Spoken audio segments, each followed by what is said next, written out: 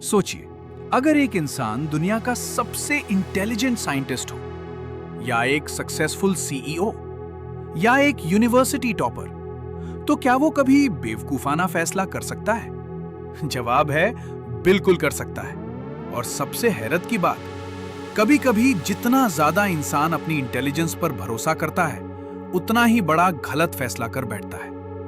आज की वीडियो के बाद आप सिर्फ ये नहीं समझेंगे कि स्मार्ट लोग गलतियां क्यों करते हैं, बल्कि आप अपने दिमाग की वो हिडन मिस्टेक्स भी पहचान पाएंगे जो शायद रोज आपके डिसीजंस को कंट्रोल कर रही हैं। और आखिर में मैं आपको एक ऐसी मेंटल टेक्निक बताऊंगा जो दुनिया के सक्सेसफुल डिसीजन मेकर्स भी इस्तेमाल करते हैं।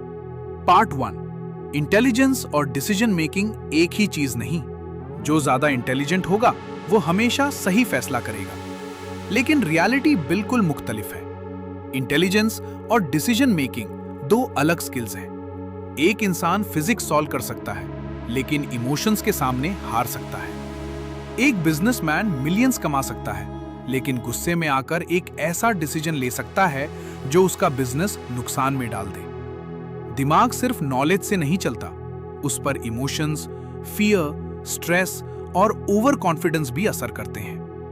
इसीलिए कभी-कभी स्मार्ट लोग सबसे बड़ी गलतियां करते हैं। पार्ट 2, दिमाग का हिडन ट्रैप।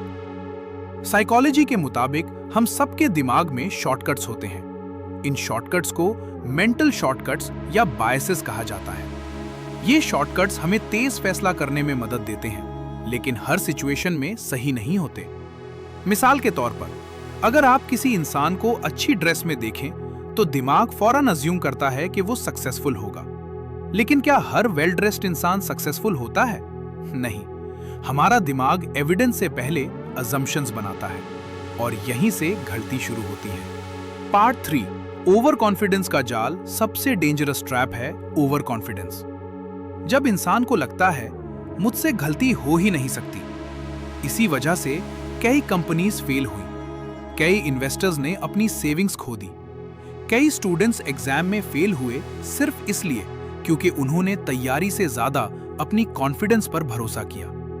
असल स्मार्ट इंसान वो नहीं जो कभी डाउट ना करे।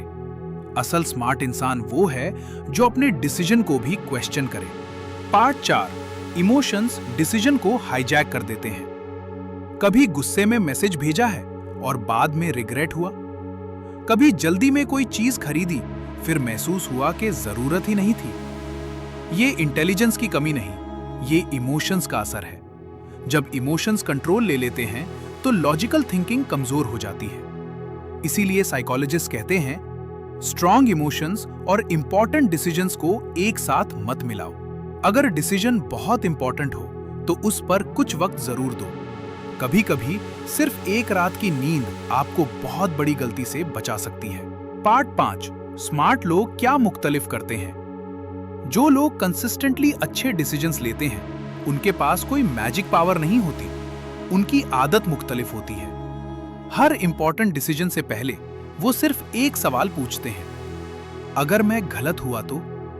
ये छोटा सा सवाल दिमाग को नए एंगल से सोचने पर मजबूर करता है।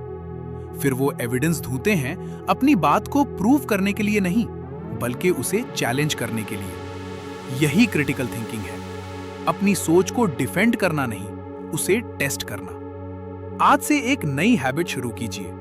जब भी कोई बड़ा डिसीजन लेना हो, 3 सवाल जरूर पूछिए। पहला, क्या मैं इमोशंस में हूं? दूसरा, क्या मेरे पास इस बात का एविडेंस है?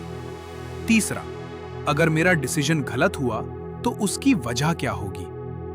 यकीन मानिए, अगर आप सिर्फ ये 3 सवाल रोज इस्तेमाल करना शुरू कर दें तो आपके डिसीजंस धीरे-धीरे बेहतर होने लगेंगे। और याद रखिए, स्मार्ट होना सक्सेस की गारंटी नहीं, लेकिन सही तरीके से सोचना आपको हर दिन बेहतर डिसीजंस लेना जरूर सिखा सकता है। अगर आज की वीडियो ने आपकी सोच का एंगल बदला है तो कमेंट्स में लिखिए, मैं आज से सोच कर फैसला करूंगा। और अगर आप ऐसी वीडियोस देखना चाहते हैं जो आपके दिमाग को ट्रेन करे, ना कि सिर्फ मोटिवेट, तो चैनल को सब्सक्राइब जरूर कीजिए, क्योंकि अगले एपिसोड में हम बात करेंगे आपका दिमाग आपको रोज किस तरह धोखा देता है।